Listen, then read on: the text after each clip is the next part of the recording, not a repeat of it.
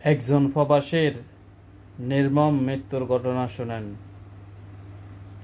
অনেকদিন যাবৎ বাহরাইনে বসবাস করতেছেন একজন প্রবাসী।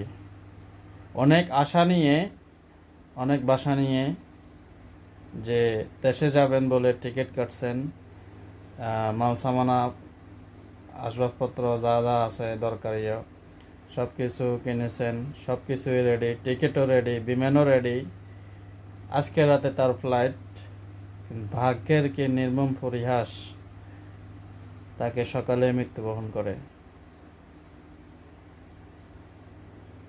প্রবাসে আসলে মৃত্যুবরণ করাটা আসলে কতটা মানে কষ্টদায়ক তার ফ্যামিলির জন্য, ছেলে সন্তানের জন্য, মা বাবার জন্য, সেটা আসলে মুখে বলি বা আপনাদেরকে কোনো প্রকার বোঝাতে পারবো না ভাই।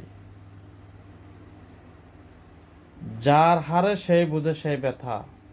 অনেক দিন, অনেক বছর যাবৎ কারো দেখা না পাইয়ে, কারো সাথে যোগাযোগ না হয়ে সরাসরি বিদেশের মাটিতে এভাবে প্রাণটা চলে যায়, মৃত্যুবরণ করে, শুধু ডেড বডিতে ফ্যামিলির কাছে যায়।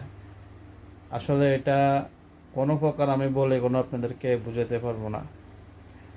যাই হোক, পরিশেষে আমরা আল্লাহ তাআলার কাছে দোয়া করি ওই ফ্যামিলির জন্য, যাতে ধৈর্য ধারণ করার তৌফিক দান করে। এবং যে প্রবাসী ভাইটি মারা গেছেন আজকে রাতে, তার ফ্লাইট ছিল কিন্তু তাই সে সকালে মারা গেল।